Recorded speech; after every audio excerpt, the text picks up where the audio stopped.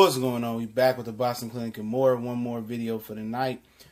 We back one time for the one time talking about Al Haymon, Richard Schaefer, and Floyd Mayweather, and trying to figure out and discuss why they never tried to recreate what they had at Golden Boy. And what I mean is, to give you the backdrop of the backstory, is when all three of these guys were a part or working with Golden Boy, when Al Haymon, Richard Schaefer, Oscar De La Hoya, all those guys had a powerhouse at Golden Boy before, Oscar De La Hoya lost control of his promotional company. They were the most powerful promotional company by far.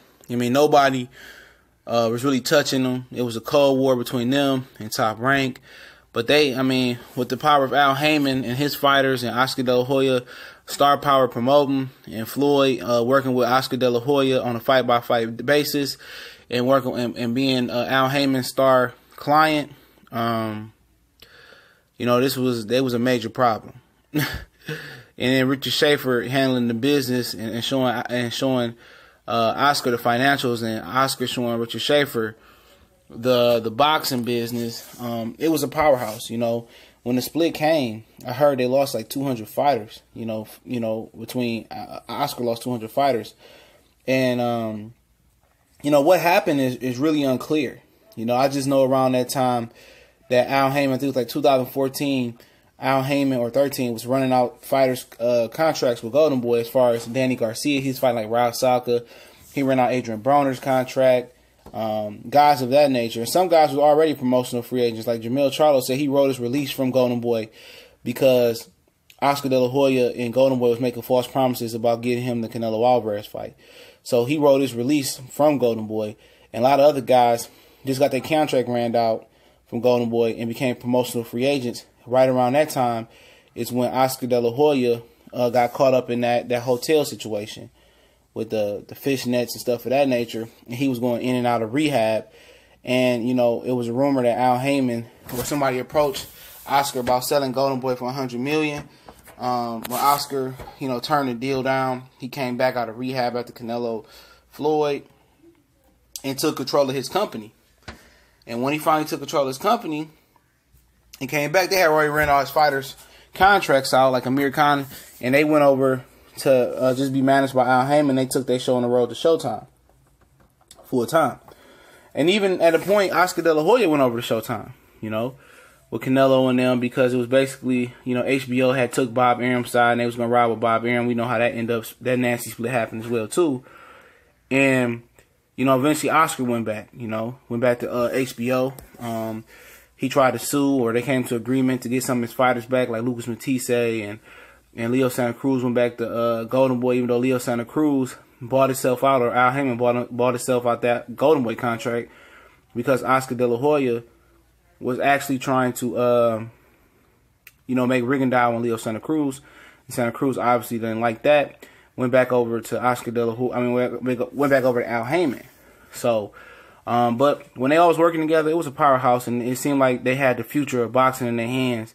And they controlled the whole wave of boxing. But like Oscar De La Hoya, I guess they feel like he pretty much was destroying the name Golden Boy and destroying all their names by what he was doing his recreational uses outside of boxing. So they created Premier Boxing Champions. They got a little process going where they got promotional free agents. They just managed by Al, and they use promoters to promote these fights on a fight-by-fight basis. So none of these guys are tied to a promoter. They just fight on a fight-by-fight basis. Basically doing what Floyd Mayweather did on a more of a glorified level, with guys doing this on a fight-by-fight basis as far as how many boxers they got doing this. So that's what Floyd did with Golden Boy. Floyd just fought with Golden Boy on a fight-by-fight basis. A flat fee that he paid them to promote his fights, and they handled the undercards and stuff of that nature. But eventually, they ripped it apart. Richard Schaefer had a part of an agreement or a lawsuit. He had to step out through California and go away from boxing for 3 years. He come back creating Ringstar Sports, but my understanding is, why didn't they try to create Golden Boy with Mayweather Promotions? Remember after that nasty split, Floyd offered Richard Schaefer a spot with Mayweather Promotions. You know, obviously he's still close with Al, but why they just didn't do the same thing with Golden Boy Promotions with Floyd Mayweather? It would have annihilated the talk of guys like guys like Eddie Hearn and Bob Arum trying to come in and poach fighters. You know, they wouldn't have had that problem. You know, they wouldn't have had that problem.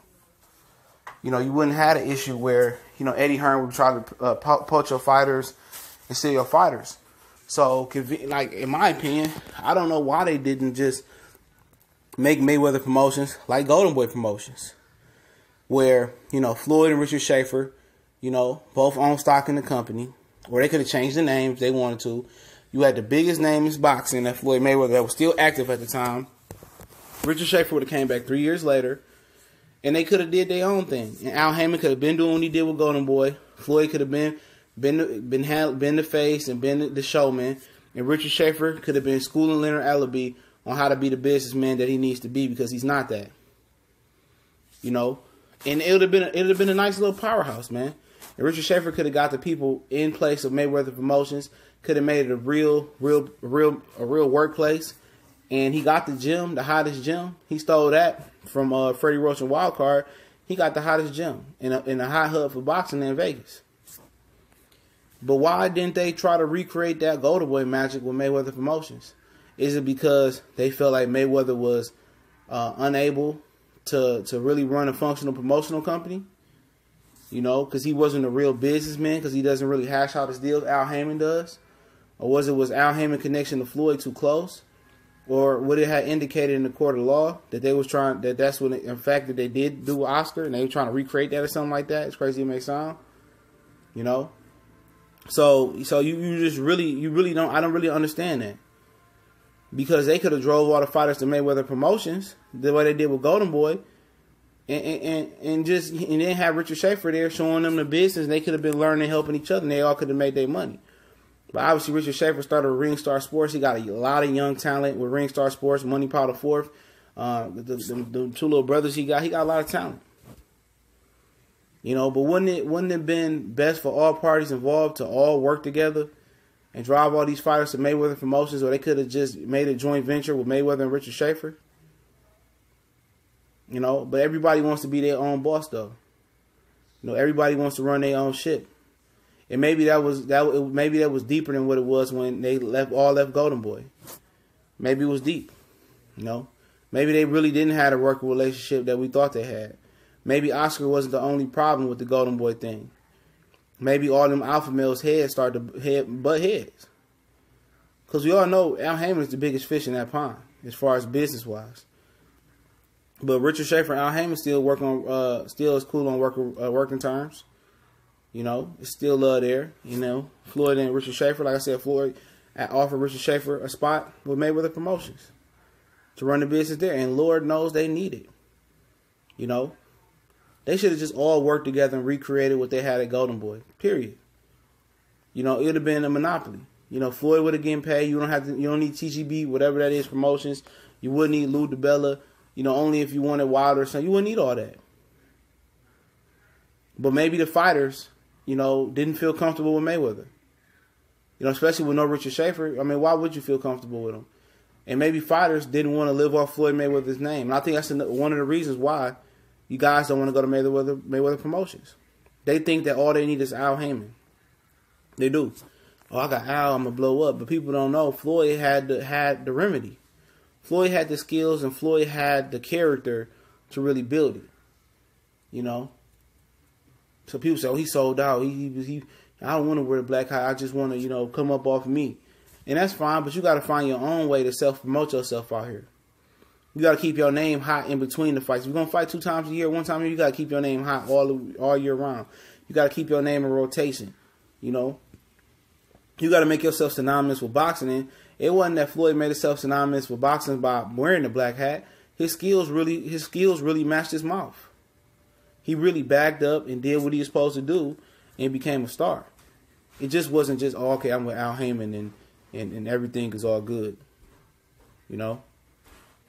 That wasn't the case. You know? He played his part too, and that's what fighters forgetting. It was 2 sides to that business. It was Al Haymon handling the business. It was Floyd handling the public side. You know, and that's what a lot of people don't understand in a boxing game. A lot of these boxers don't understand. They with Al and they still not making the money, or they not the star that Floyd is. And I think a lot of fighters, you know, they probably brought that situation up to fighters. Or they probably discussed that between Mayweather, Al, and Richard Schaefer. Or they must have had. Because what they had in Golden Boy was powerful. You know, if they still would have stuck together and Oscar didn't really ruin the company's image, like I guess that's the reason why they broke apart from them. If he didn't really ruin the company's image, you know, imagine what Golden Boy would be right now today. It would have completely crushed Top Rank. You know, HBO would have had to come back running and asking for the services of Al Haymon and Golden Boy and Floyd Mayweather. They would have been too dominant. Look how dominant Premier Boxing Champions is. You mix Golden Boy, you mix Richard Schaefer, you mix Floyd, you mix Al, and you keep that mix going. You know?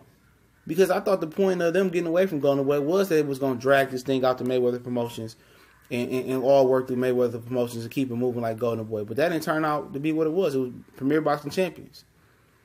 It was bringing boxing back to free TV. You know, by fight basis. So every fighter, well, most of the fighters under the PBC banner, we're going to be promotional free agents like Floyd and work with promoters by fight basis. So you go with Vegas, you know, Mayweather Promotions probably going to promote it, or TGB Promotions going to promote it. You go out east, you know, Lou DiBella might promote it. You go out a little bit west of California, Ringstar Sports Richard Schaefer is probably going to promote it.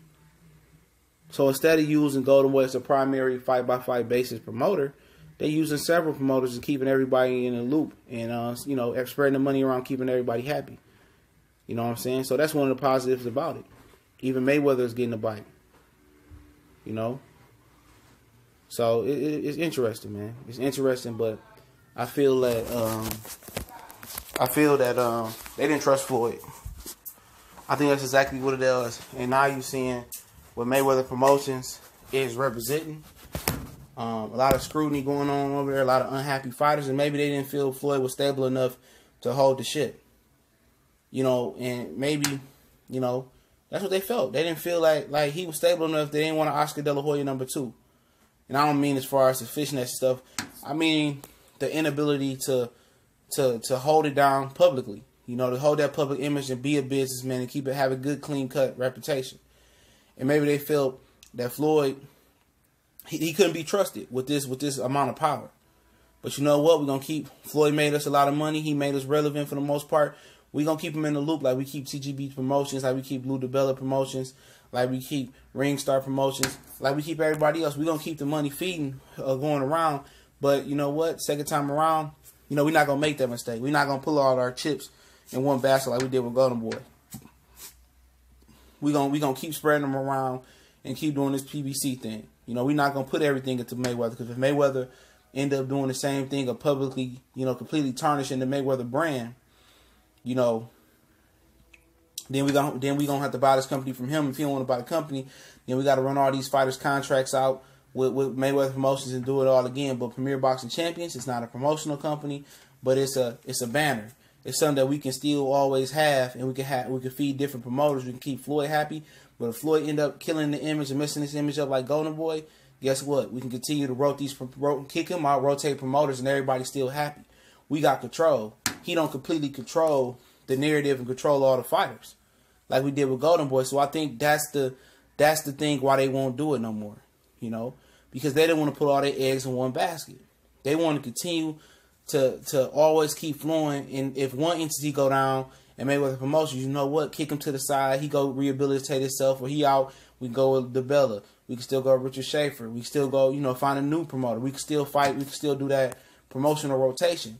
And Premier Boxing Champions is going to be here for a long time doing it that way. Instead of if Mayweather Promotions, we put our chips into Mayweather Promotions, it takes a hit, and the image is tarnished by Floyd going on some interview saying some retarded stuff, and people say, oh, I'm not supporting them no more.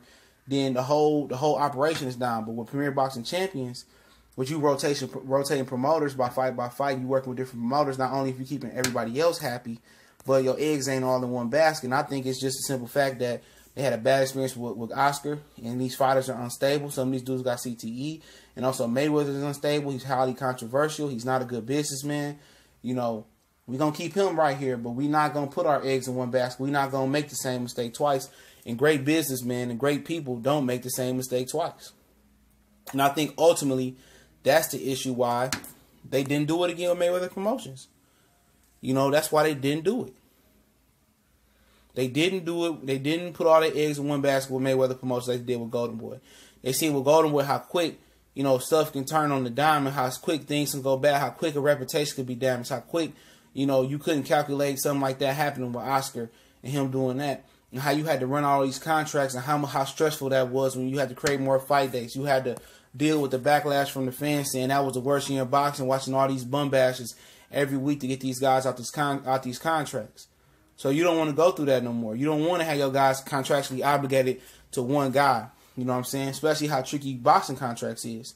So they say, you know what? We ain't going to go through that no more. You know, all these guys we spent all this time and money on TV dates and subpar ratings because we didn't give good fights.